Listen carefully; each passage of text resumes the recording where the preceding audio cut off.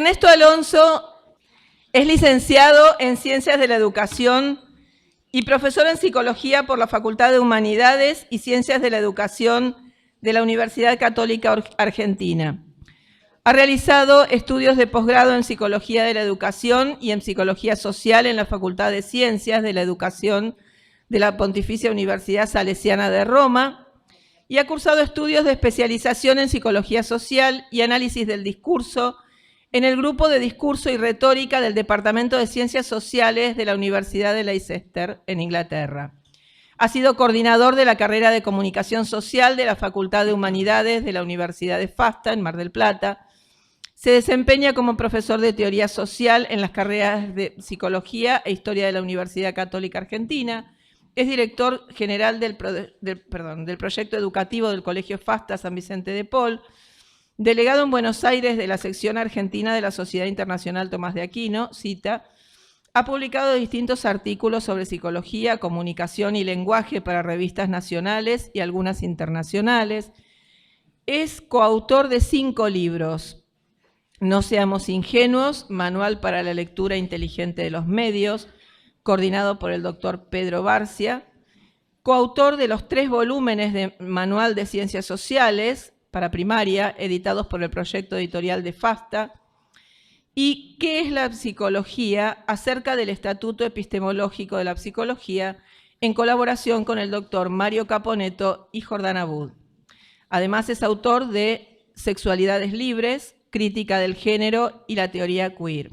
Como decíamos recién, vamos a escucharlo hoy acerca de la ideología de género y la reingeniería social anticristiana. Muchas gracias, Ernesto. Muchas gracias, Virginia. Buenos días a todos. ¿Atrás se escucha bien? Bien. Bueno, en primer lugar agradezco la convocatoria de Virginia, de Jorge, de Marcelo, Cristelli y de todos los amigos y todo el equipo que lo acompaña en este reencuentro, ¿no?, de los encuentros de formación católica San Bernardo de Claraval. Siempre es bueno volver a este ámbito, a este encuentro de amigos, sobre todo también teniendo la presencia de Monseñor Athanasius Schneider, que nos ha honrado con su presentación de esta mañana. La de ayer también, pero yo no la escuché, así que escuché la de esta mañana. Y vamos a hablar de algo más interesante, que es de sexualidad.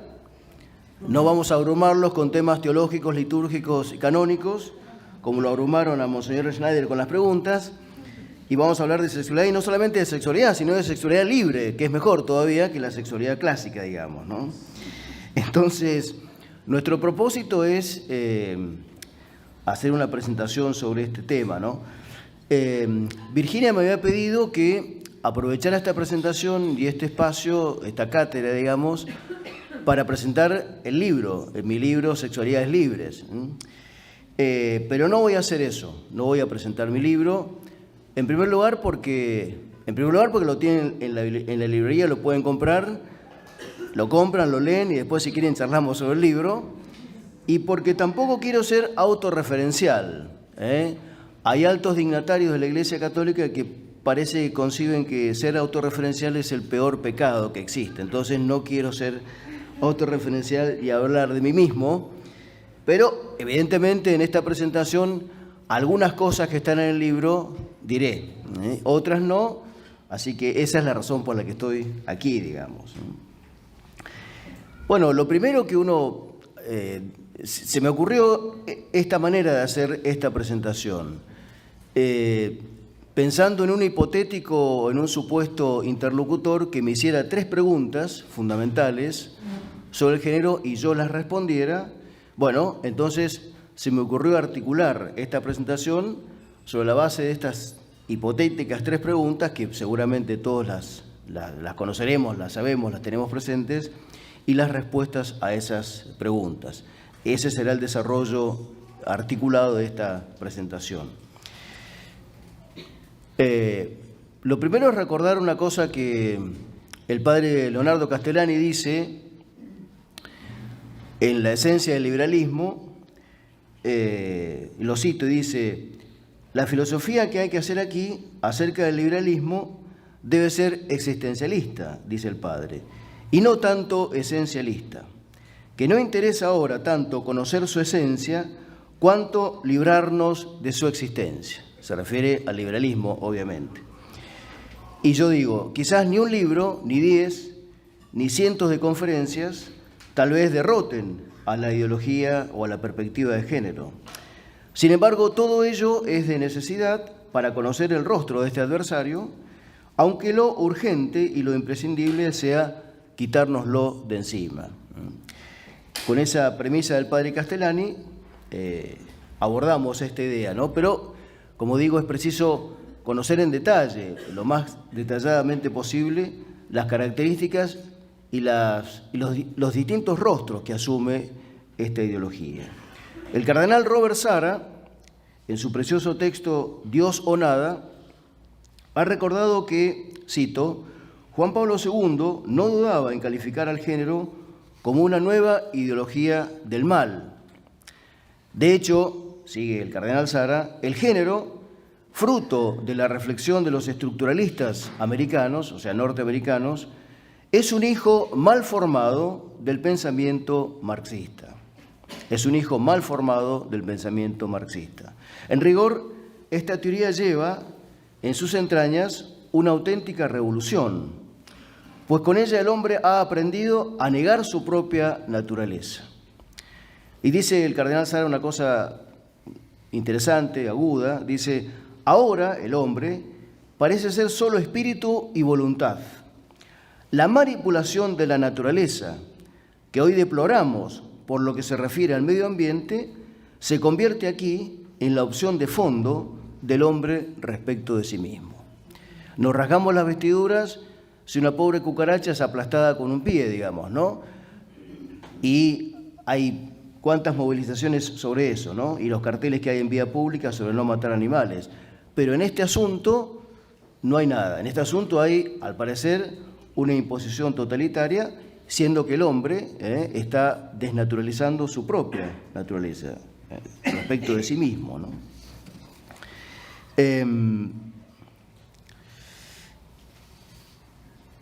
Con respecto a también me había pedido Virginia que en esta presentación sobre el género me refiriese específicamente cuanto se pudiese a una famosa, quizás la mujer, la filósofa estandarte de la teoría queer, que es Judith Butler, una filósofa norteamericana que vive actualmente.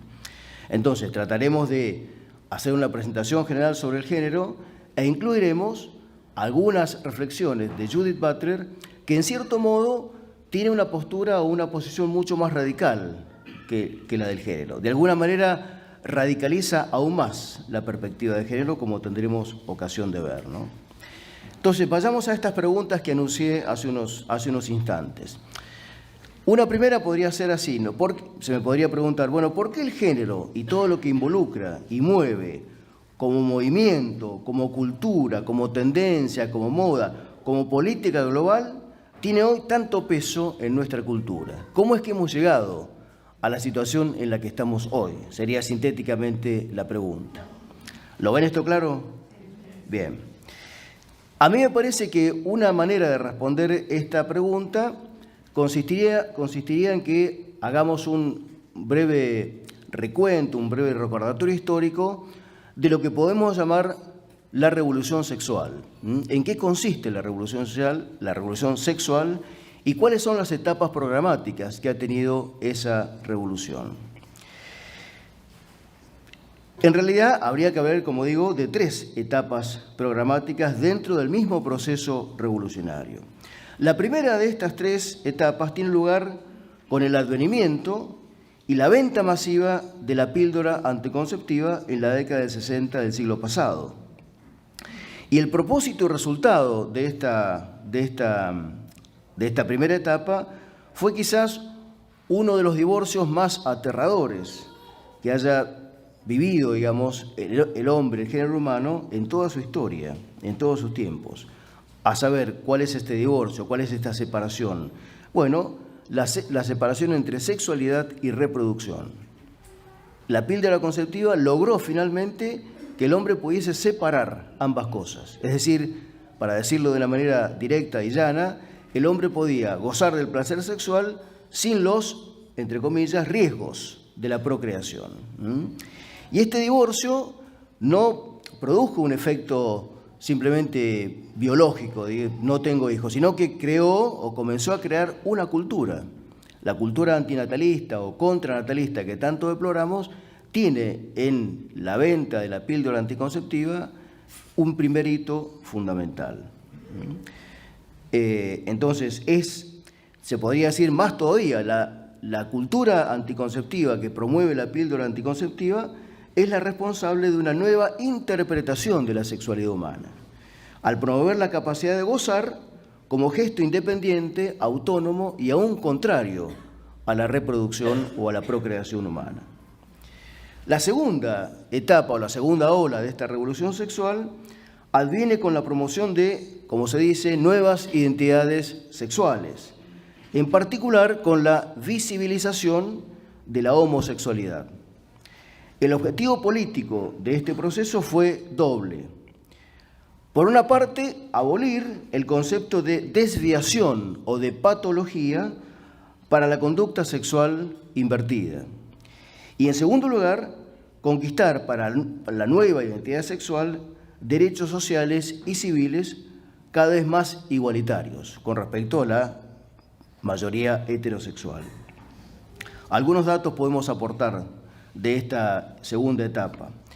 En 1973, el DSM-2, DSM son las siglas, para quienes no conocen, de lo que se llama el Manual Diagnóstico que publica la Asociación Psiquiátrica Norteamericana de Desórdenes de la Personalidad.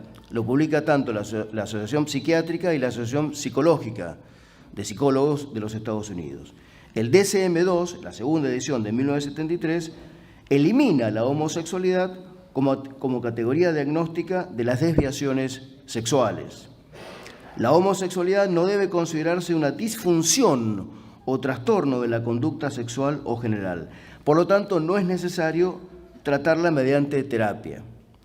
Por supuesto que en ese momento esta postura fue contestada por algunas asociaciones psicológicas y psiquiátricas, también de los Estados Unidos, pero la Asociación Psiquiátrica y Psicológica Americana representan la voz oficial de la psicología oficial en los Estados Unidos y probablemente en buena parte del mundo. Cito un informe, dice, este avance fue el fruto, es decir, la despatologización de la homosexualidad, se entiende, fue el fruto o el resultado de una larga lucha de los colectivos, no de los colectivos de transporte público, sino de los colectivos LGTBIQ, por los derechos de las personas homosexuales, que en 1973 habían logrado lo que ya dijimos, ¿no? Que se retirase la homosexualidad como trastorno de la sección de desviaciones sexuales. Más adelante, en mayo de 1990, el 17 de mayo precisamente, la Organización Mundial de la Salud, en su clasificación internacional de enfermedades, 10ª edición, 1990, también retira o elimina totalmente a la homosexualidad de lista de trastornos o conductas reprobables, enfermedad mental, etc., y la excluye de su catalogación internacional.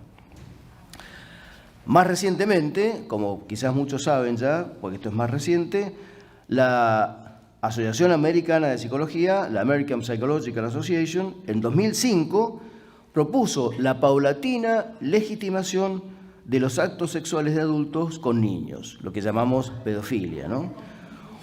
Y de la paulatina, ¿dónde lo dejé? Legitimación de los actos sexuales de adultos con niños.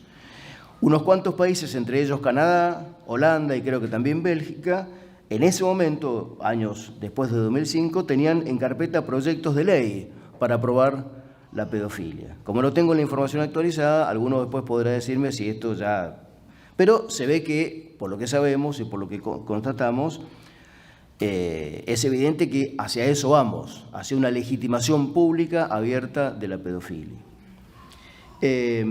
Podría decirse que existe o que existiría un tercer objetivo. Yo mencioné dos objetivos políticos de esta segunda etapa de la revolución sexual. Podría haber un tercero que es el de la progresiva aceptación del carácter flexible y dinámico de la identidad sexual, no vinculada ya más a la psicobiología del individuo, sino al carácter electivo de su propio comportamiento sexual. Acá está el género, digamos. Acá tiene su raíz, su entronque, digamos, su justificación, la perspectiva y la ideología del género, como veremos enseguida, ¿no? Es decir, en este aspecto del carácter flexible, dinámico del comportamiento sexual, ¿no? La consecuencia de esta segunda etapa, así como la primera fue el divorcio, digamos, entre sexualidad y reproducción o procreación, la consecuencia de esta segunda etapa es el debilitamiento de lo que podríamos llamar la función social de la sexualidad. Esto es, la negación de la relación entre vida humana y familia. La negación entre vida humana y familia. Es decir, si el primer movimiento de esta revolución tuvo lugar hacia fines de los 60, el segundo, el que estamos mencionando, comienza a mediados de los años 80 y se extiende a los 90 y sigue, por supuesto. Y por último, la tercera etapa de la revolución sexual consiste en el desarrollo y la promoción de lo que podríamos llamar, o lo que se puede llamar, la ingeniería reprogramática o reproductiva humana, es decir, la reprogenética como se suele llamar. Y el propósito de este tercer estadio es la clausura de la sexualidad humana a toda forma de comunicación y de interacción, y también la creación de vida humana con el empleo de técnicas de dominio biogenético, a partir del hombre, pero sin el concurso del hombre, varón y mujer. Es la creación de vida humana sin el concurso directo, sin la relación directa varón-mujer. Esta tercera etapa tiene lugar hacia fines de los 90 y sobre todo con el cambio de siglo, y continúa también. En esta tercera etapa ya se puede atisbar prácticamente una extinción de la sexualidad humana, una extinción, la no necesidad de la comunicación sexual humana para la creación de vida humana, por cierto. Y, por otra parte, la aparición de un proceso omnipotente de producción de hombres en serie, o si se quiere, de una eugenesia a la carta, Esto está claro que estas tres etapas coinciden y van marchando junto una al lado de la otra, digamos. Una no supone la superación de la otra, sino que las tres van sumándose a este proceso revolucionario. Para sintetizar esta primera consideración, diríamos que la revolución sexual ha consistido entonces en un movimiento contra la procreación humana. Pero en ese proceso de demolición han caído sucesiva y simultáneamente la organización familiar heterosexual, monogámica y estable o duradera. Ha caído también, entre comillas lo digo, el mito burgués del amor humano heterosexual y su fundamento, que es el concepto de naturaleza u orden natural, pilar de toda concepción tradicional de la familia, de la identidad del varón y la mujer y de la identidad sexual. Y por último, viene derrumbándose la vieja creencia de que la vida humana es un don de Dios y que debe aceptársela como un regalo o un don del cielo. Por el contrario, la programación genética ofrece la posibilidad de vida humana con todas las elecciones a disposición del cliente. Esta sería una primera consideración respecto de por qué estamos en lo que estamos, digamos, ¿no? Y creo que la mayoría de los que están acá presentes, si no todos, estarán de acuerdo en este primer diagnóstico. Hay un segundo diagnóstico que esta vez sí lo tomo del querido padre Claudio Sanaguja, ya muerto, que en su libro, Poder Mundial y Religión Universal, aporta un dato interesante que yo no lo conocía, honestamente, tampoco tengo que saber todo, y es el famoso informe Kissinger de 1974. Veo que muchas cabezas asienten, por lo tanto ya lo conocen. Refiere el padre Sanaguja que en este documento, además de enumerar una serie de medidas demográficas para disminuir la natalidad en diversos países, que era una amenaza para los países desarrollados y particularmente para Estados Unidos, enuncian tres políticas que hay que llevar adelante. Políticas que, dadas a conocer como fueron dadas a conocer, le valieron el reproche a don Henry Kissinger y al gobierno de los Estados Unidos en ese momento, hablamos de la década del 70, 1974, 77, le valieron el mote, el calificativo de imperialismo demográfico o imperialismo contraceptivo. Razón por la cual don Henry, que era un maestro en la política de la mentira, digamos, retocó la formulación de estos tres objetivos y quedaron más o menos de esta manera, ¿no? Primer objetivo de esta política de ultramar, como decía el informe: disfrazar o enmascarar las políticas de control de la natalidad bajo la capa de los derechos humanos, y presentar las políticas de control de natalidad como derechos del individuo o de la pareja. Y aquí encontramos una de las raíces del nuevo paradigma de los derechos humanos. Cuando se escucha, por ejemplo, tanto sobre la ESI, el género, todo eso, ustedes habrán escuchado que siempre aparece al lado el aditamento de acuerdo con un enfoque de derechos. ¿Lo han visto eso? ¿Lo han escuchado? ¿Lo han leído? De acuerdo siempre con un enfoque de derechos. Bueno, de alguna manera la raíz está acá. Es decir, hay que transferir la responsabilidad no a una política exterior de un país, sino a los actores individuales, a cada matrimonio, a cada familia que decide llevar adelante una política de control de la natalidad. El segundo de estos objetivos del informe Kissinger es que se deben cambiar los patrones culturales de los pueblos. Se deben cambiar los patrones culturales de los pueblos, entre los que se incluyen las creencias religiosas, que hacen inviables las políticas de control de la natalidad. Y acá esto lo dice el padre Sanaguja, y no carece de razón en lo que dice. Aquí está el origen de los nuevos paradigmas éticos, o intentos de crear una nueva religión universal. No sé si una nueva, pero la religión universal que ya presagiaba y quería, digamos, la masonería del siglo XVII, ¿no? Y así podemos entender muchas de las cosas, sin entrar en el tema, porque de eso se ocupa Monseñor Schneider, de estos nuevos paradigmas éticos que tienen lugar a partir de, digamos, las nuevas doctrinas que circulan en el magisterio pontificio último. Estoy pensando simplemente en la polémica enorme, en la polémica del capítulo 8 de Amoris Laetitia y otras cosas más, ¿no? Y el tercer objetivo, dice el informe de Kissinger, es que los encargados de implantar estas políticas deben ser los mismos políticos nacidos en los países menos desarrollados, que son o que serán previamente reeducados en los países del norte, en las universidades de Estados Unidos y de Inglaterra, bajo la aparente buena intención de capacitarlos para que mejoren y aseguren la calidad de vida de los pueblos.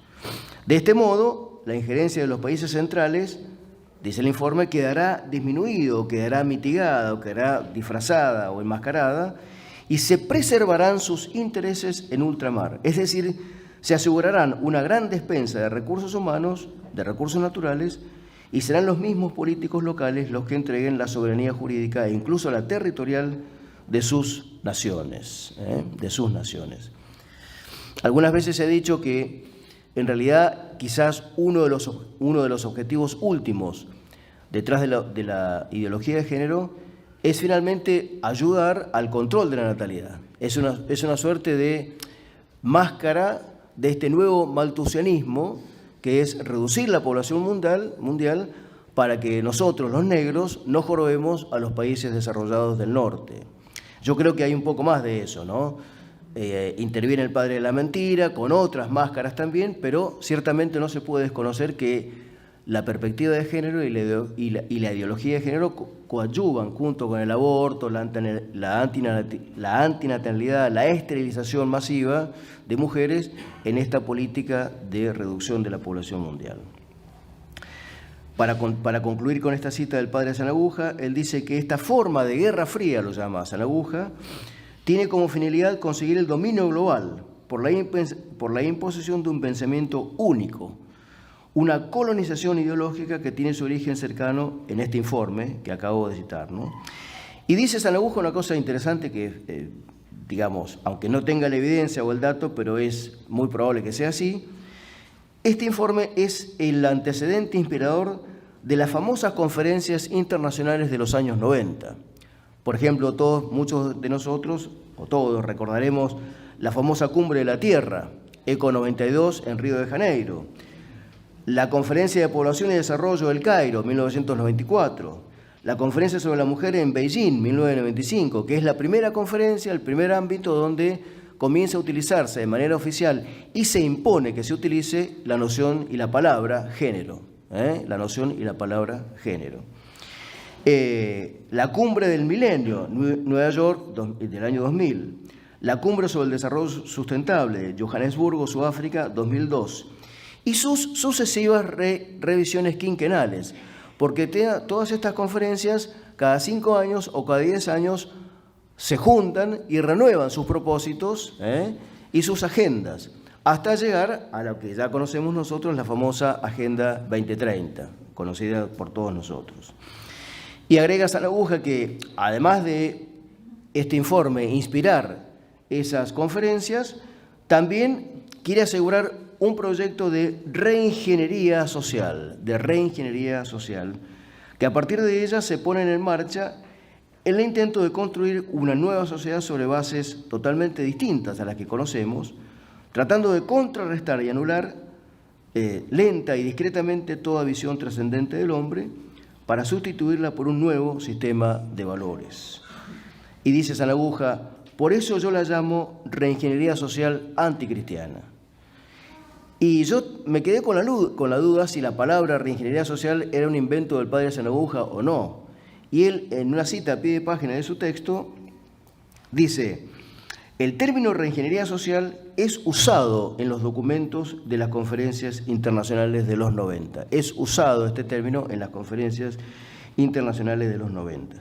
Y también forma parte del lenguaje habitual de los funcionarios de las Naciones Unidas y representantes de las ONGs comprometidas con los planes de la Organización Mundial de la Salud. O sea, no es un invento de nazis ni de fascistas, sino que es el mismo lenguaje que utilizan ellos, la reingeniería social. El aditamento anticristiana caería por su propio peso en razón de los objetivos y de las estrategias y de las metodologías que estas conferencias utilizan. Residencia de Los Ángeles es un hogar para adultos mayores habilitado en la ciudad de Buenos Aires, cuyo objetivo es la atención y cuidado de pacientes de la tercera edad. Más de 30 años de experiencia nos respaldan. Trabajamos con dedicación para cuidar a nuestros abuelos y así ofrecerles la felicidad y comodidad que ellos merecen. Estamos en el barrio Villarreal, pasaje Francisco Bauzá 2372, casi esquina Tinogasta. Comuníquese con María al 11 61 70 45 38. Los esperamos.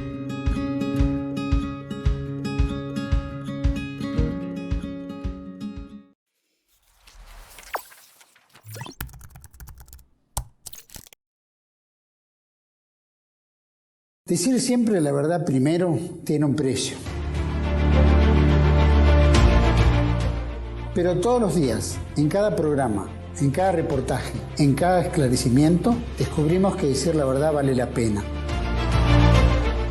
Decir siempre la verdad tiene un precio. Pero cada vez que recibimos tu apoyo, entendemos que seguir luchando vale la pena. Dependemos de tu ayuda. TLV1. Toda la verdad primero.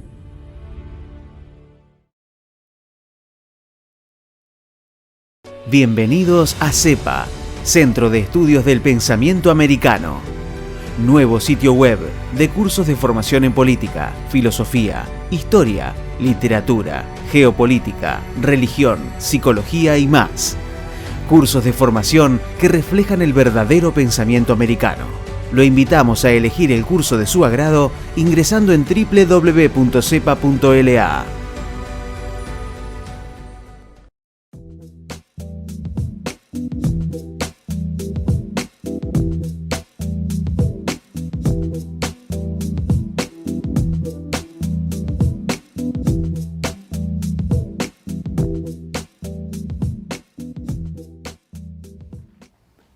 Entonces, recapitulando esta primera parte, diríamos, restaba entonces esta última demolición, digamos, ¿no? Restaba entonces esta última demolición, la de la naturaleza humana. Y al decir de Lewis, del escritor Lewis, lo que estaba pendiente aún era la abolición del hombre, había que abolir al hombre, ¿no? Y algún día oímos el grito desgarrador, el asesino de Dios, el hombre, también ha muerto. A fin de que la victoria fuese completa, era preciso abominar de la obra excelsa de Dios. Y esta consistió precisamente ahí, en desnaturalizar al hombre. Allí, en la intimidad del hombre, en su condición sexuada, había que poner la fuerza disolvente de la picota revolucionaria.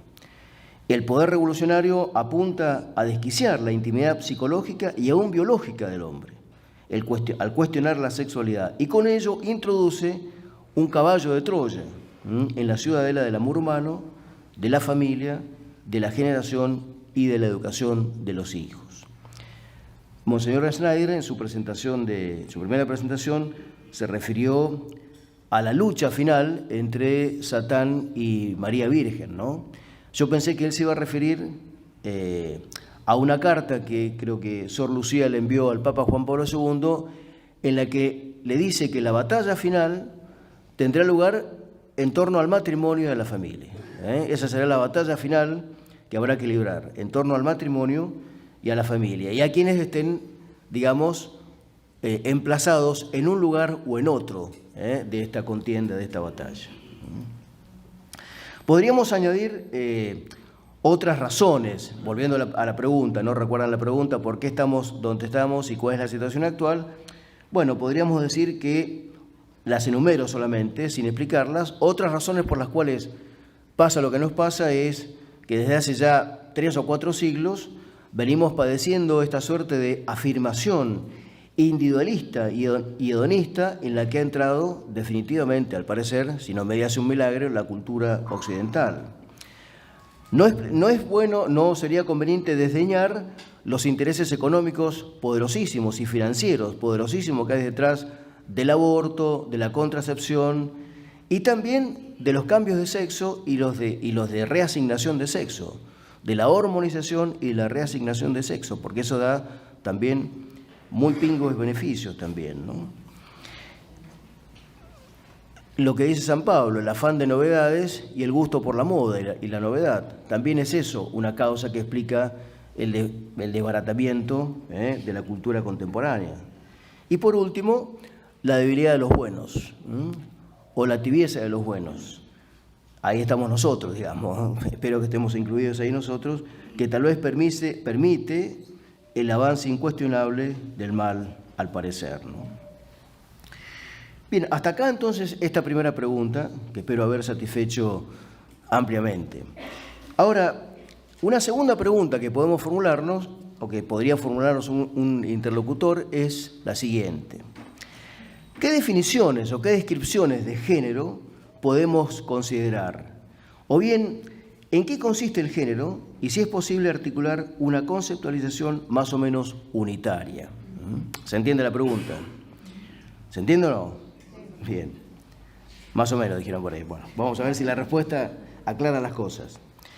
Es decir, de las múltiples definiciones o descripciones que se dan de género, me tomé el mínimo trabajo de decir, bueno, ¿cómo podríamos como resumir o sintetizar en una o en 2 descripciones fundamentales en qué consiste el género y cuáles son las variantes posibles en que podemos considerar el género? Y a mi juicio, es una opinión personal, hay 2 grandes tipos de definiciones del género. Un primer gran tipo de definición pone énfasis en la autopercepción o en la vivencia personal, en lo concerniente a la elaboración de la identidad sexual entendida en términos de género. La hipótesis de la autopercepción como criterio de validación de la sexualidad se ordena a justificar, o sea, pretende justificar la autonomía de la personalidad humana respecto del dato dado, es decir, el llamado sexo biológico. Y de paso justifica el paradigma, el así llamado paradigma de la diversidad sexual y la condición polimorfa y variable de la identidad sexual en términos de género. Este primer tipo de definición del género como la autopercepción o la vivencia personal de la identidad sexual del género, por ejemplo, tiene una clarísima evidencia en el artículo 2 de la ley 26.743, que es la ley de identidad de género, que ya tiene 11 años de vigencia en Argentina. El 9 de mayo del 2012 fue sancionada. Voy a leer textualmente lo que dice el artículo 2. Dice, se entiende por identidad de género a la vivencia interna e individual del género, tal como cada persona la siente, la cual puede corresponder o no con el sexo asignado al momento del nacimiento. Entiéndase, ese sexo asignado al momento del nacimiento es el sexo con el que nacemos. En realidad no lo asigna nadie, es el que tenemos, pero la ley dice sexo asignado al momento del nacimiento. Deberían decir asignado por la naturaleza, digamos, y el orden natural del papá y la mamá, digamos, ¿no? Y sigue la cita, ¿no? Con el sexo asignado al momento del nacimiento, incluyendo la vivencia personal del cuerpo. Sigo. Esto puede involucrar la modificación de la apariencia o la función corporal a través de medios farmacológicos, quirúrgicos o de otra índole. También incluye otras expresiones de género como la vestimenta, el modo de hablar y los modales. La verdad es que si algún clásico se levantara de su tumba, no podría más que volverse a morir inmediatamente si se valida. ¿Cómo es posible validar la autopercepción?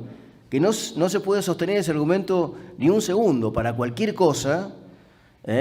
Por más que yo quiera autoproclamarme Superman, Batman, mi mujer me echaría de la casa a los 2 minutos y ya sería mucho tiempo, pero sin embargo se ha consagrado este principio. Parece mentira estar diciéndolo y parece increíble tener que refutar esto, pero es lo que dice la ley, la autopercepción. Y después la ley de identidad de género en otros artículos tiene cosas aún peores, que prácticamente maniatan, es decir, fuerzan a las instituciones educativas, por ejemplo, a aceptar que un chico de 13, 14 años, que hoy se llama Facundo, pero anuncia que la semana que viene se va a autopercibir Gabriela, haya que aceptarlo. Si no, los colegios son pasibles de denuncias, de intervenciones y otras cosas, ¿no? Este es el primer modelo, ¿sí? La autopercepción, la vivencia personal. El segundo modelo de definiciones de género adopta un sesgo culturalista o sociohistórico o sociologista, si lo prefieren ustedes, al caracterizar el género como una construcción social, cultural e histórica. Ese sería como el reverso del anverso. El anverso sería la autopercepción psicológica, individual, cómo interpreto yo mi sexualidad, la famosa expresión que tantas veces escuchamos, soy una mujer en un cuerpo atrapado. No soy una mujer, soy un varón en el cuerpo que corresponde, pero las expresiones que escuchamos, o salir del closet, corresponden a esa manera de entender el género. Y esta segunda, más bien pone el acento en que el género y sobre todo la masculinidad y la feminidad, o sea, los roles sexuales de varón y mujer, son construcciones históricas. Es decir, no corresponden a ninguna suerte de orden natural, no corresponden a ninguna suerte de naturaleza psicobiológica del individuo, sino que han sido determinadas históricamente en nuestra cultura de esta manera. Acá entra en juego, digamos, la teoría crítica o la moderna teoría crítica en sus versión neomarxista, por la que se pretende develar, con este tipo de definición, el carácter ideológico mediante el cual se han naturalizado dichos roles, el de varón y de mujer, invisibilizando al mismo tiempo la naturaleza eminentemente histórica de dichos procesos. La crítica entonces consistirá en mostrar la historia de lucha y sometimiento que se oculta detrás de la presunta naturaleza que explicaría los perfiles propios de ambos roles. Dicho de otro modo, si nosotros somos varones y mujeres, estos dirían, en realidad vos estás asumiendo un lenguaje naturalizado, digamos así, que no es natural, sino que obedece a un proceso histórico de lucha clasista o de lucha de sexos y que por procesos ideológicos ha ocultado el sometimiento de la mujer o de las minorías sexuales, revistiendo ese sometimiento de una fachada de orden natural. ¿Me entiende el argumento? El argumento sería, digamos, montamos un proceso ideológico, esto sería bien marxista, por cierto, la ideología es un conocimiento ficticio, diría Marx, ¿no? Es un conocimiento engañoso, dice Marx, que es la ideología. ¿Y para qué sirve la ideología, dice Marx? Para ocultar los reales procesos de sometimiento y de lucha de clases y de opresión de una clase a favor de la otra, ¿no? En el caso de Marx, como sabemos, del proletariado por la burguesía, pero en esta versión, digamos, de lucha de sexo sería la de la mujer a manos del varón, digamos, del hombre. En rigor de verdad, esto ya lo decía Engels. Engels ya lo decía algo, no recuerdo exactamente la cita, pero más o menos es así. La mujer en el matrimonio y en la familia es al varón o al hombre lo que el proletariado a la burguesía. La mujer es en el matrimonio y en la familia burguesa al hombre lo que el proletariado es a la burguesía.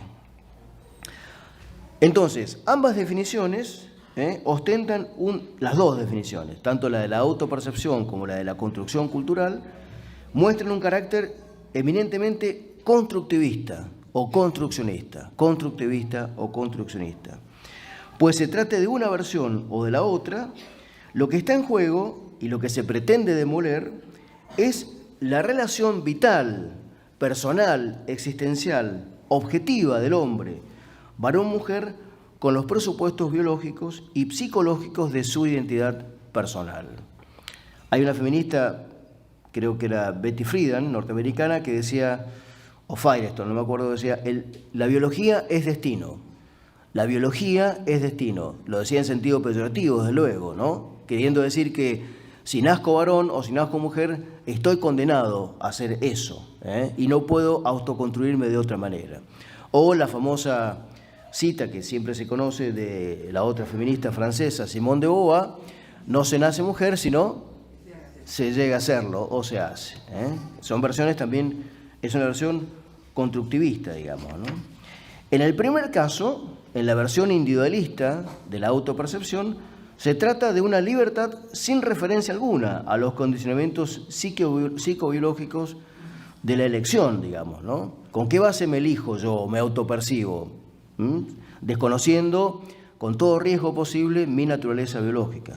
En el segundo caso, en la versión culturalista, se trata de una cultura que se percibe como algo externo y como algo coactivo, que prácticamente impone sus condiciones a un ser concebido como carente de toda identidad. Ambas versiones entrañan errores no solamente filosóficos, antropológicos, sino también errores en el análisis de disciplinas más comunes, como son la psicología, la teoría de la personalidad, la teoría de la cultura. Algunas versiones de la psicología realista o de la psicología personalista son mucho más equilibradas, son mucho más sanas y mucho más realistas, sin apelar a la antropología filosófica, para entender cómo se relaciona la personalidad con la cultura, de una manera que no sea constructivista, digamos, como es que lo que plantea la perspectiva del género. Hasta acá, entonces, a mi juicio, en mi opinión personal, estas dos grandes categorías de definiciones sobre el género. Me gustaría ahora avanzar en algo un poco más complejo.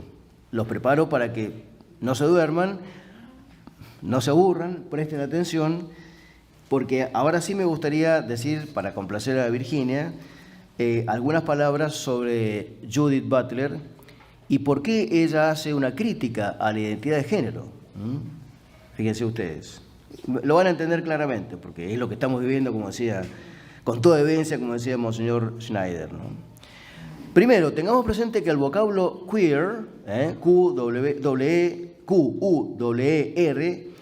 no suele tener una traducción directa en español. Sí la tiene, ¿no? Pero, digamos, significa tres cosas, queer, ¿no? Como adjetivo, significa raro, torcido, extraño. El término queer no existiría sin su contrapartida, que es straight, que quiere decir derecho, recto, y aún en el ámbito de la sexualidad, straight quiere decir o se refiere a la persona heterosexual. Como sustantivo, queer significa vulgarmente maricón, homosexual, gay. Y se lo utilizó durante mucho tiempo de forma peyorativa, en relación con la sexualidad, designando la falta de decoro y la anormalidad de las orientaciones lesbianas y homosexuales. Y el verbo transitivo queer expresa el concepto de desestabilizar, perturbar, obstaculizar, jorobar, diríamos, ¿no? Por lo tanto, las prácticas queer se apoyan en la noción de desestabilizar normas que están aparentemente fijas. Y la teoría queer se ha intentado traducir como teoría torcida, teoría marica, teoría rosa, teoría entendida, teoría transgresora. Son distintas denominaciones de la teoría queer. Y también se la suele designar con el nombre de categoría identitaria adicional o alternativa. Entonces, como decimos, esto en cuanto al vocablo queer, ¿no? Ahí viene un chiquillo autoasignado varón. Con todo, la estrella principalísima de esta teoría es una mujer, como decimos, filósofa norteamericana, vive todavía, nacida en Cleveland, en Estados Unidos, en 1956, profesora de retórica, literatura comparada de estudios de la mujer en la Universidad de California en Berkeley. Judith Butler, que es norteamericana de origen judío. Para no parecer antisemitas, digamos, pero es de origen judío, Butler. Y es la cabeza oficial del feminismo llamado de tercera generación, que es el feminismo de género, digamos, ¿no?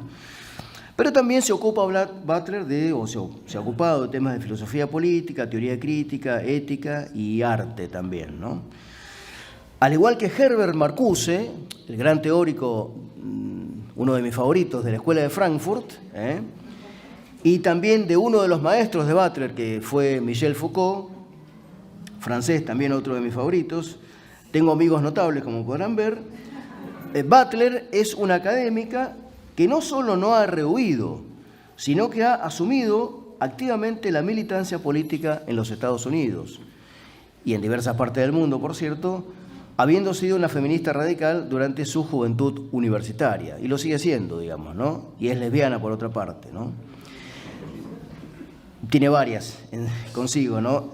El libro que definió la nueva orientación queer en los estudios sobre género y feminismo se llama El género en disputa, el feminismo y la subversión de la identidad. Ese es el título del libro. Es un libro de 30 años, ya de 1990. También tiene otros dos textos importantes de años siguientes, 1903, 1993 y 1996, que se llaman Cuerpos que importan, sobre los límites discursivos del sexo, y Deshaciendo el género. Hace 3 años, en el 2020, publicó un libro que se llama La fuerza de la no violencia. La fuerza de la no violencia.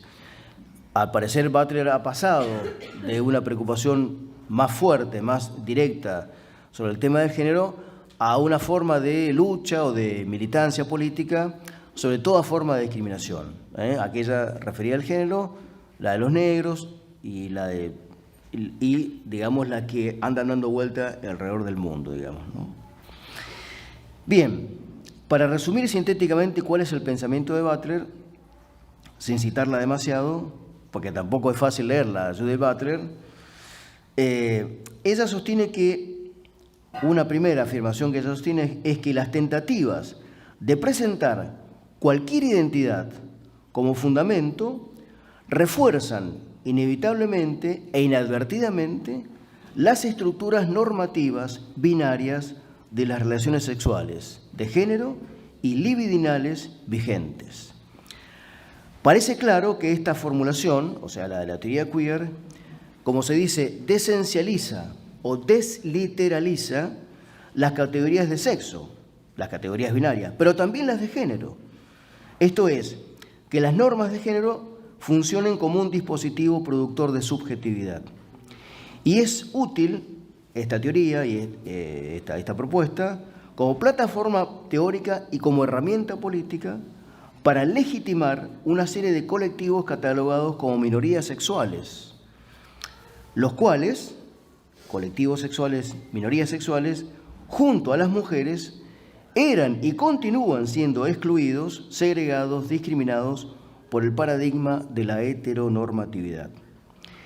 Es en este sentido que el giro copernicano que ha pretendido dar Judith Butler ayudó notablemente al crecimiento y a la expansión de los movimientos queer y también transexual, intersexual, transgénero, bigénero, etc.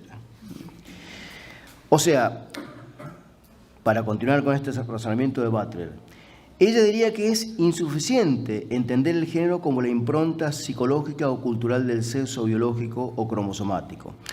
Butler diría, esta es la lectura clásica del feminismo.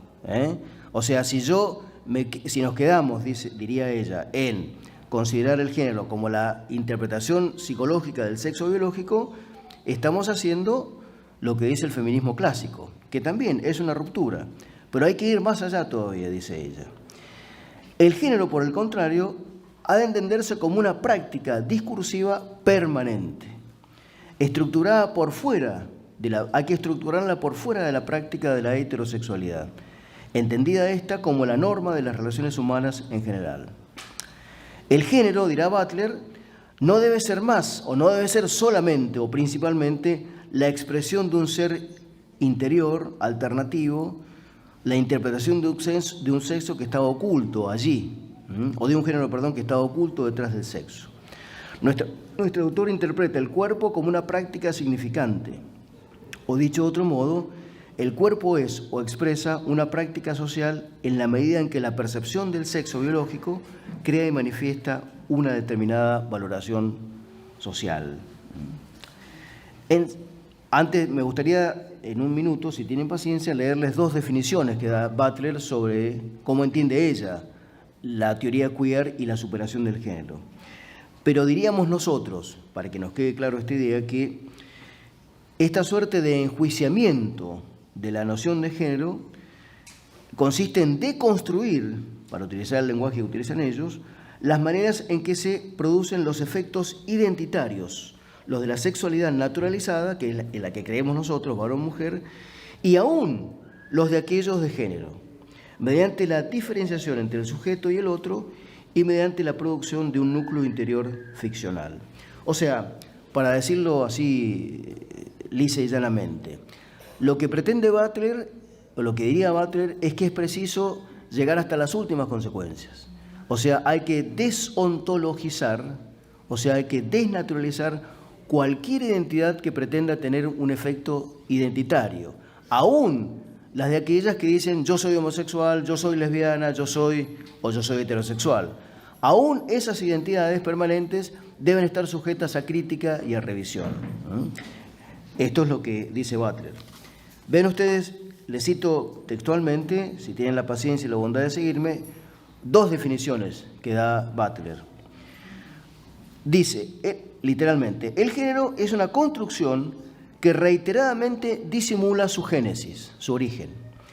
El acuerdo colectivo tácito de actuar, crear y garantizar géneros diferenciados y polares, varón-mujer, como ficciones culturales, queda disimulado por la credibilidad de esas producciones y por las sanciones que acompaña al hecho de no creer en ellas. La construcción nos obliga a creer en su necesidad y en su naturalidad. Es genial la definición. Es brillante, es coherente. Fíjense, dice, acuerdo colectivo tácito. Nosotros somos varones y mujeres por un acuerdo colectivo tácito. Y además lo somos porque hemos creado y actuado de esa manera. Y porque nos sentimos cómodos en la diferenciación, en el llamado dimorfismo sexual, varón-mujer. Y además porque quizás muchos de nosotros le tendríamos miedo a postularnos como identidades sexuales alternativas.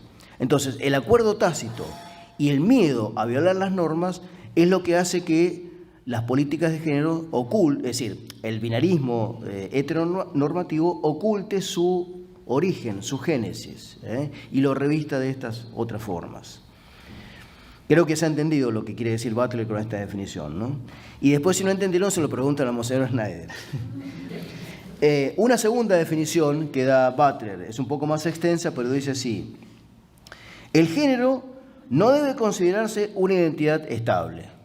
El género no debe considerar, no dice el binarismo sexual, el género no debe considerarse una identidad estable o un sitio donde se funde la capacidad, se funda de fundar, ¿no?, la capacidad de acción y de donde surjan distintos actos, sino más bien como una identidad débilmente formada en el tiempo, instaurada en un espacio exterior mediante una reiteración estilizada de actos. El efecto del género se crea por medio de la estilización del cuerpo y por consiguiente debe entenderse como la manera mundana en que los diferentes tipos de gestos, movimientos y estilos corporales crean la ilusión de un yo con género constante. Este planteamiento aleja la concepción de género de un modelo sustancial de identidad. El planteamiento que hace ella, obviamente, ¿no? Aleja la concepción de género de un modelo sustancial de identidad y la sitúa en un ámbito que exige una concepción del género como temporalidad social constituida. Como temporalidad social constituida. Esta segunda definición, también interesante para su análisis, plantea, es decir, nos pone en el camino de una de las tesis fundamentales del libro de Butler, que es lo que ella llama la teoría de la performatividad del género, o sea, de la actuación del género. Nosotros tenemos un género determinado no porque nazcamos así o porque tengamos una identidad previa, sino porque lo hacemos, lo construimos a través de nuestra reiteración de actos. ¿Y por qué nosotros somos varones y mujeres? Bueno, porque hemos sido socializados de esa manera por adultos que para nosotros han sido significativos y con los cuales nos hemos identificado. Pero podría ser de otra manera. Más aún, debería ser de otra manera, dice Butler, ¿no? Por ahí dice también que en esta performatividad de género, el sujeto, o sea, nosotros, cada uno de nosotros, ya no es más dueño de su género y no realiza ni automática ni simplemente la performance que más le satisface. No hay un yo que me diga yo soy varón, yo actúo como varón, o yo soy mujer y actúo como mujer, sino que suele verse obligado a actuar el género en función de una normativa que promueve y legitima a unos, nosotros, el 100% de heterosexualidad que hay acá, y sanciona a otros, sanciona y excluye a otros, que son los gays, los homosexuales, las lesbianas, etcétera, o los intersexuales, según nuestra mirada heteronormativa. Dicho de otro modo, la actuación del género permanece siempre en un estado de tensión, que para algunos casos, quizás la mayoría, sería nula o mínima, si la negociación con la norma es aceptada. En otros casos, la aceptación puede ser conflictiva y disruptiva en razón de negociaciones presuntamente fallidas con la normatividad social del género. Lo que quiere decir Butler acá es que para nosotros, admitiendo que hay un 100% sin margen de error alguno de heterosexualidad, nosotros hemos aceptado pacíficamente las normas de la heteronormatividad binaria. Entonces, lo que llama ella la negociación con las normas es natural o naturalizada. Pero para otros esa negociación con las normas es disruptiva, es conflictiva, es problemática. Entonces, esa es la oportunidad política para subvertir las normas, promover colectivos que sean capaces de poner en cuestionamiento, desde el punto de vista educativo, cultural, las normas binarias de la heteronormatividad. Y es en este sentido, si todavía continúan siguiéndome, la oportunidad política que abre la teoría queer y que tiene razón de ser en el sentido en que si el género no existe por fuera de esta actuación, si actuamos el género, y las normas de género tampoco resultan algo distinto de la propia reiteración y actuación de esas mismas normas, entonces ello quiere decir que las normas están siempre sujetas a una posible resignificación y a la renegociación y abiertas por lo demás a la transformación social. Esto lo podemos ver, digamos, una aplicación de esto que dice Butler, lo podemos ver en la secuencia de leyes inicuas que venimos teniendo en Argentina desde el 2002, 2003 hasta la actualidad, ¿no? La ley, no me acuerdo, la de salud reproductiva, la ley de matrimonio igualitario.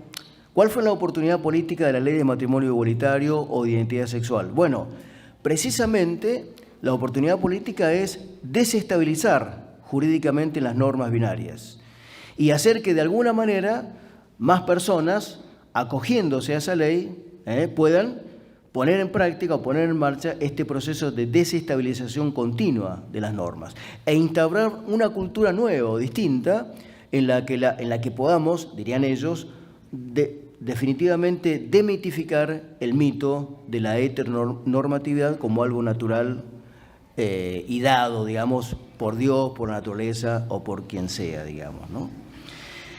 Ahora, si por una parte, pero Butler es rebelde, es una mujer rebelde. Ya dijimos que ella no solamente critica o cuestiona el binarismo de género, sino también las mismas identidades de género.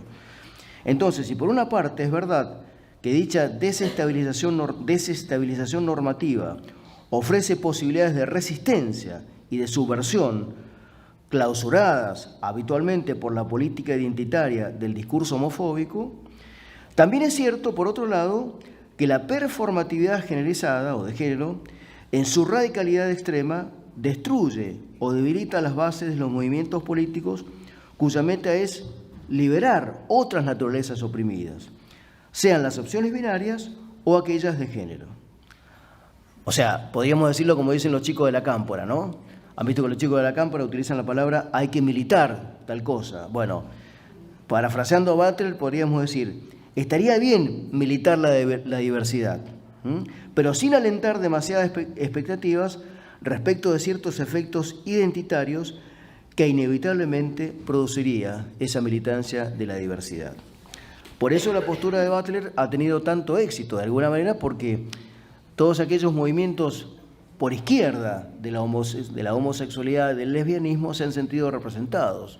Los transexuales, los queer, etcétera, han sentido que Butler les confiere una voz que quizás no estaba representada en las formas o en las teorías del feminismo tradicional. Dejando un poco de lado a Butler y tratando de respirar un poco, ¿qué diríamos nosotros para nosotros? No solamente porque esto que voy a decir sea para nosotros solamente, sino porque explica o trata de explicar sucintamente cómo encuadrar este proceso, cómo encuadrar a Butler dentro de este proceso revolucionario, del que apuntamos algunas indicaciones al principio de esta presentación. Para nosotros conviene tener presente que la teoría queer no sería sino una versión poderosa y novedosa de una serie de residuos filosófico-culturales que todavía batallan contra el yo o el sujeto autónomo creador de la modernidad. Ven ustedes que yo no digo el pensamiento clásico, sino creador de la modernidad. Por eso dije contra el yo o sujeto autónomo. La empresa deconstructiva del cogito cartesiano y sus sucesivas versiones alemanas del idealismo trascendental, Kant, por ejemplo, y del idealismo absoluto de Hegel, por ejemplo, y aún la versión de la fenomenología, la versión del yo fundante de la fenomenología, no ha dejado territorio sin dinamitar, sea el de la metafísica, el de la teoría del conocimiento y más recientemente el de la antropología o el de la teoría del hombre y el de la ética, por supuesto. Esta obra demoledora, deconstructiva, que suele habitualmente asociarse a la posmodernidad o a la así llamada cultura posmoderna, tiene actos y actores específicos, bien conocidos por nosotros. Llámense Heidegger, el filósofo alemán Heidegger, y el fin de la metafísica, llámense Federico Nietzsche y la muerte de Dios, llámense también Michel Foucault o la muerte del asesino de Dios, que es el hombre, o conservando todavía al que vive, porque creo que vive todavía, el filósofo italiano Gianni Vattimo, el famoso autor del pensiero débole, del pensamiento débil, la muerte de la verdad, o el dicho, todo es interpretación.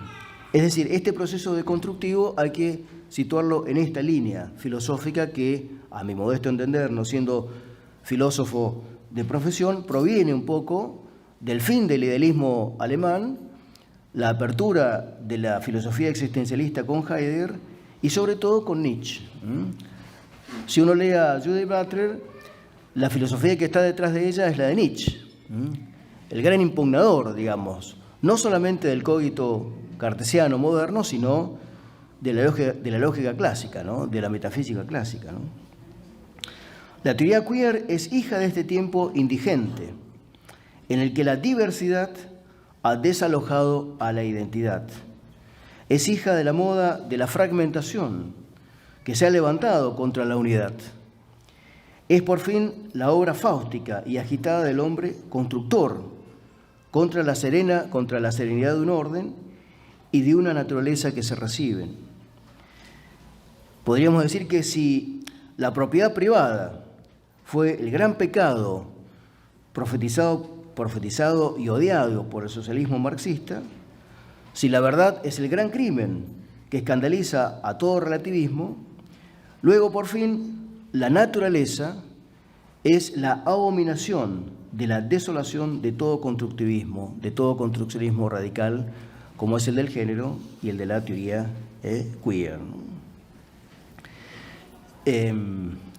Me había olvidado, no sé cómo estamos de tiempo, pero me había olvidado decir que en el contexto de este encuentro, en el que también estamos homenajeando los 50 años del paso a la casa del padre Julio Benviel, él, en muchos pasajes de su obra, pero sobre todo recuerdo el comunismo en la Revolución Anticristiana, él describe este proceso revolucionario, ¿no?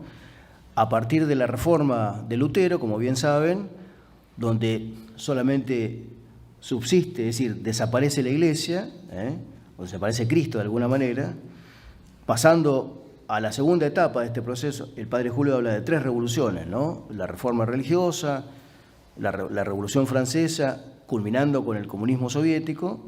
En la Revolución Francesa nos quedamos con un Dios deísta, sin la Iglesia, o separada y abominada respecto del Estado. Y por último, la tercera revolución desaloja aún a Dios, ¿no? E instaura un Estado oficialmente ateo, como fue el Estado marxista, comunista, marxista-leninista. En realidad, habría que completar ese análisis añadiendo quizás esta última etapa, que quizás no está totalmente desgajada del pensamiento marxista, pero de alguna manera apunta, como dijimos al principio, a la desnaturalización del hombre. Para completar la obra revolucionaria es preciso acabar también con el hombre. Y una de las formas de este acabamiento es, como estamos tratando de explicarlo, la ideología de género y la teoría queer, ¿no? Quedaría la última pregunta, ¿no? Podemos avanzar unos minutos más, ya sé que están un poco cansados, pero la última pregunta sería tratar de esbozar o de presentar alguna mínima crítica sobre la perspectiva de género, ¿no? ¿Cuál sería la crítica que podemos hacer a esta perspectiva de género? Algunas cosas quizás ya hemos adelantado en el curso de esta presentación, ¿no? Pero lo primero que quiero decir es que la crítica, que se puede leer en el libro, en el capítulo 2 del libro, que recomiendo vivamente que lo lean y que lo compren, apunta a una crítica no desde la perspectiva teológica, por ejemplo, desde la teología del cuerpo, o desde la reflexión teológica a partir de la obra creadora de Dios, que esa crítica, por supuesto, está hecha. Tampoco desde el punto de vista filosófico hago una crítica de la perspectiva de género, sino que es más modesta mi crítica, mucho más modesta, y me sitúo en el plano de las ciencias empíricas, digamos, de las ciencias contemporáneas, aún de la psicología, de la teoría social o de la cultura. Aún en ese ámbito, la teoría del género finalmente yerra también y se equivoca gravemente, ¿no?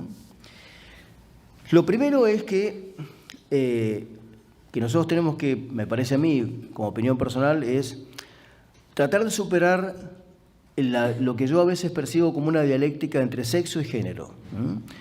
¿Tengo que hablar de sexo o hablo de género? ¿Qué es el género finalmente? ¿Es una interpretación de la sexualidad biológica o es algo distinto, digamos, ¿no? Es verdad que algunos buenos autores utilizan la palabra género. Es más, un documento que emitió la Sagrada Congregación para la Educación, creo que en el año 2019, Varón y Mujer los creó. Ese documento, emitido por una congregación, un dicasterio de Roma, utiliza la palabra género. Y la utiliza en un buen sentido, tratando de decir que el género consistiría en las formas culturales en que el hombre aprende a ser varón y a ser mujer. Uno podría decir, si el género, digamos, significase la manera en que aprendemos la sexualidad a partir del dato psicobiológico dado, que es mi sexualidad originaria, genética, gonadal, cromosómica, fenotípica, quizás no habría tanto problema en admitirlo, ese término. Sin embargo, yo creo que en la guerra semántica, en la batalla cultural, sin parafrasear el libro de Laje, la batalla cultural que estamos llevando adelante, es preferible no usar el término género. Es preferible no usarlo. ¿Por qué? Porque da lugar a muchísimos equívocos y en el 99% de los casos, si no por decir la totalidad, el género se utiliza en un sentido en el sentido que hemos tratado de explicar, en el sentido constructivista, individualista o sociohistórico que hemos tratado de explicar. Para eso yo prefiero, esto como lo digo más o menos como psicólogo, que utilicemos la noción de identidad sexual. La noción de identidad sexual proviene, o tiene su raíz o su fundamento en la identidad personal que cada persona tiene, que cada personalidad humana tiene. Porque además la noción de identidad sexual se puede entender rectamente porque en la formación de la identidad sexual de un niño, de un adulto, de un joven, de un adolescente y de un adulto, están incluidos todos los factores posibles que conforman nuestra identidad, desde los factores cromosómicos, desde los factores gonadales, hormonales, neurogenéticos y también factores psicológicos y culturales. Porque es verdad que nosotros no solamente somos varones y mujeres biológicamente, sino que también aprendemos a ser varones y mujeres. Hay que decir, y no hay que tener miedo de equivocarse, que también aprendemos a ser varones y mujeres. ¿Y cómo se aprende a ser varones y mujeres? Bueno, por dos procesos básicos, que los ha explicado la psicología y la teoría social más equilibradas, que son los procesos de imitación y de identificación. ¿Cómo aprende el niño, o la niña o el niño, a ser varón o a ser mujer? Bueno, viendo a adultos responsables, que son su papá y su madre, a ser varón y mujer. O, si no tuviese padre o madre, puede aprenderlo de adultos responsables o significativos que rectamente ayuden a su formación y a la educación de su personalidad. Y adviértase que el varón aprende a ser varón no solamente por la identificación con el padre, sino por lo que ve a ser como complementariamente opuesto a su madre, porque aprende que las conductas de mamá son complementarias, pero no propias del varón, y lo mismo dígase del varón o de la mujer respecto de su padre. El doctor Aquilino Poleno Lorente, un psiquiatra español muy reconocido, decía él que en la medida en que los padres vayan perdiendo la capacidad de, él decía, autopercibirse, ¿no? Pero no en el sentido de género, como varones y mujeres, bueno, eso pone en riesgo naturalmente la formación de la identidad sexual de un niño. Es uno de los factores por los cuales la identidad sexual de un niño corre el riesgo de perderse o de extraviarse. Entonces, desde el punto de vista teórico, desde el punto de vista no solamente teórico, sino desde el punto de vista práctico, me parece que es más conveniente utilizar la noción y el término de identidad sexual. Porque por otra parte, la sexualidad humana, como bien sabemos, es expresiva de la identidad personal total. Aunque la dimensión de la sexualidad es una dimensión constitutiva de nuestra naturaleza, somos una naturaleza sexuada, no nacemos hombres genéricamente hablando, nacemos varones o mujeres. Hasta la doctora Edith Stein, Teresa Benedicta de la Cruz, Santa Teresa Benedicta de la Cruz, decía que ella hablaba casi de un alma de mujer y de un alma de hombre. El alma es una sola, para ambos, ciertamente, pero no obstante la complementariedad, hay una diferenciación en cuanto a ser varón y a ser mujer. Y las modernas neurociencias han establecido, han comprobado que aunque el cerebro humano es uno para ambos, sin embargo, hay modulaciones o funcionamientos del cerebro propios de la mujer y propios del varón. Esto, por otra parte, refutaría también muchas afirmaciones del género que deciden negar olímpicamente la biología y el cuerpo, digamos, ¿no? El cuerpo tiene su lenguaje y tiene su propio significado. Y el cuerpo, para no decir que Dios lo ha creado, pero digamos, tiene un diseño inteligente de tal suerte que en la mujer el cuerpo cumple una serie de finalidades únicas y exclusivas, que sabemos cuáles son, y el hombre otras tantas. Y hay una complementariedad natural y sana y perfecta entre ambos. Entonces, la noción de identidad sexual me parece superadora de la lucha o de la presunta dialéctica entre elegir sexo o género. Por otra parte, la teoría del género yerra en cuanto a cómo concibe la cultura. La teoría del género dice que la cultura tiene o cumple una función coactiva, prácticamente impositiva, sobre nuestra personalidad. De suerte que nosotros somos varones o mujeres porque la cultura heteronormativa nos ha formado de esa manera. Las investigaciones psicológicas más serenas y más equilibradas sostienen que eso es un error culturalista. ¿Por qué? Porque la perspectiva de género, sin ningún fundamento alguno, arbitrariamente niega a la personalidad aquel margen de variabilidad que la personalidad humana tiene para aceptar la cultura. La cultura no se me impone a mí automáticamente, invariablemente, como si yo fuese un apéndice de la cultura.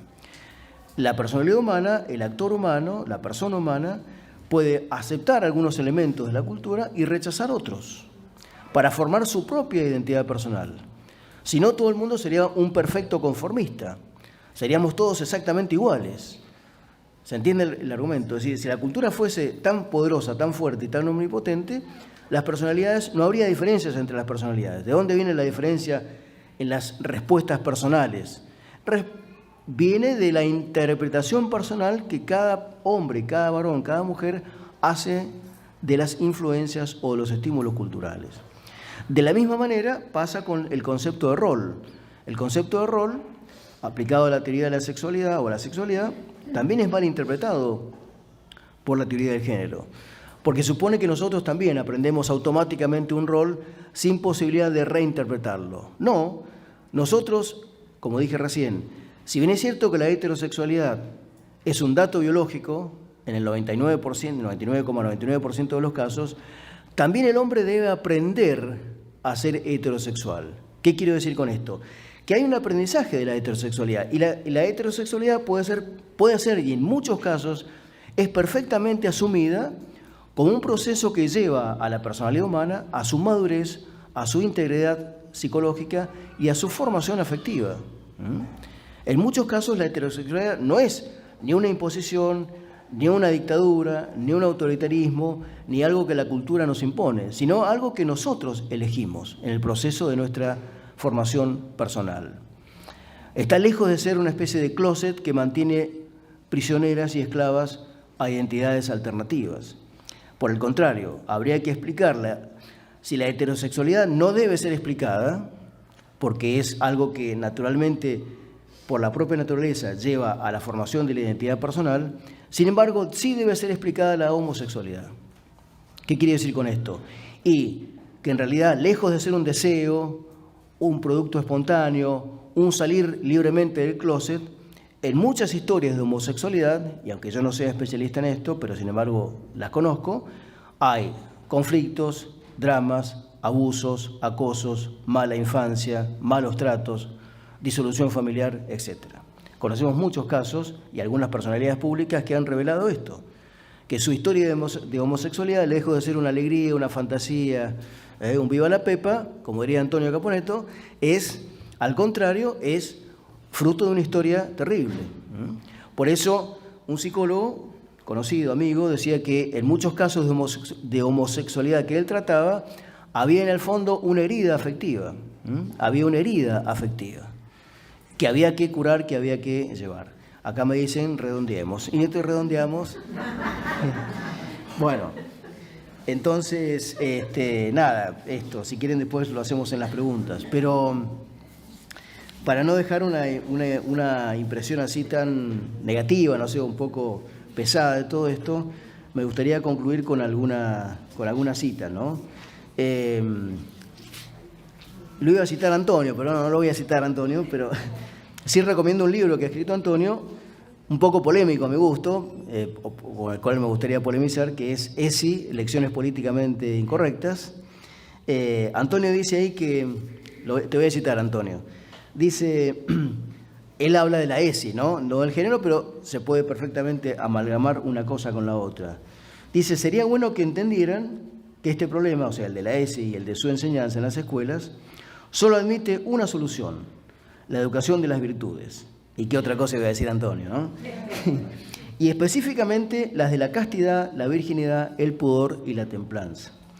El ámbito propicio para ello fue siempre la morada, la casa solariega. Solo por extensión, el aula.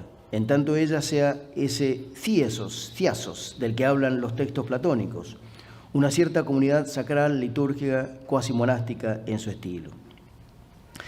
Si la escuela quiere heredar este legado y enseñar al respecto lo que cuadre, primero deberá ser garantía de que se comportará como delegada de la misión paterna.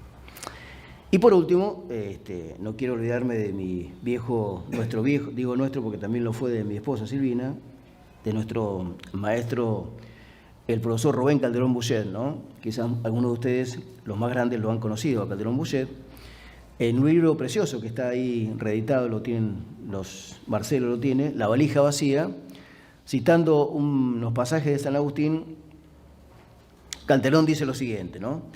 Asumir la defensa de la ciudad de Dios en el actual discurso de los tiempos es una empresa demasiado ardua y muy por encima de nuestras fuerzas si no confiáramos, como dice San Agustín, en la ayuda de Dios y en el hecho, tantas veces corroborado por la historia, de que la verdad resiste a los soberbios y a la obra de quienes siguen solamente la inspiración de su libido dominandi.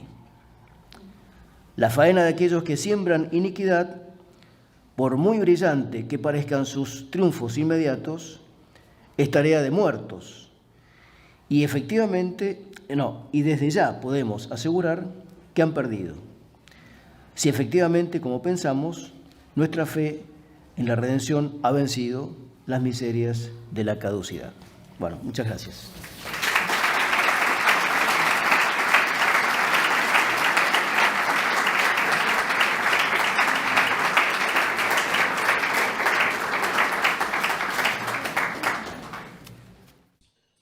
Bueno, gracias. Perdón, Ernesto, pero Sí, es una mañana, está un mediodía complicado. Bueno, yo quiero decirles que hoy la Virgen nos ha hecho un regalo enorme, lo pedimos mucho, y bueno, tenemos acá el regalito del Padre Alfredo Sáenz entre nosotros.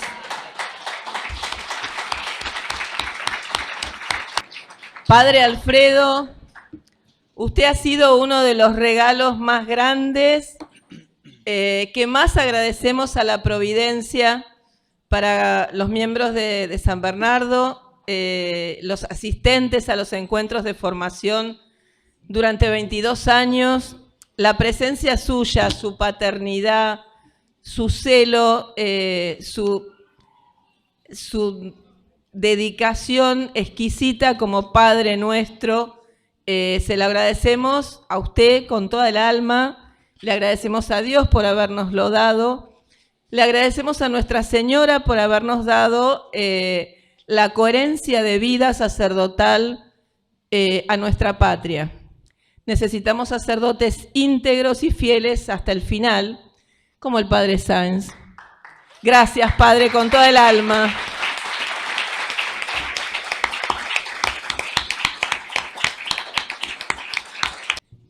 Es la única visita del Padre Alfredo Sáenz con Congreso incorporado.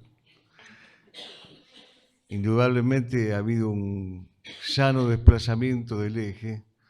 Hasta ahora todos creíamos que estábamos en unas jornadas de formación, pero en rigor y gracias a la Divina Providencia, a partir de ahora y en estos momentos, podemos decir que estamos viviendo un momento de reencuentro amical, como tantísimos e inolvidables otros momentos que hemos tenido a lo largo de nuestra vida. Es de Aristóteles la expresión según la cual la gratitud es una virtud conexa a la justicia, por vía de las virtudes de cooperación. Y Don Quijote, que seguramente habría leído entre pugna y pugna al viejo Aristóteles, dijo que ser agradecido, la primera condición es para el hombre bien nacido. Y entonces, entre el Quijote, lo quijotesco, Aristóteles y el aristotelismo, yo quiero decirle al Padre Sáenz escuetamente gracias, como corresponde al laconismo militar de nuestro estilo. Gracias, Padre Sáenz.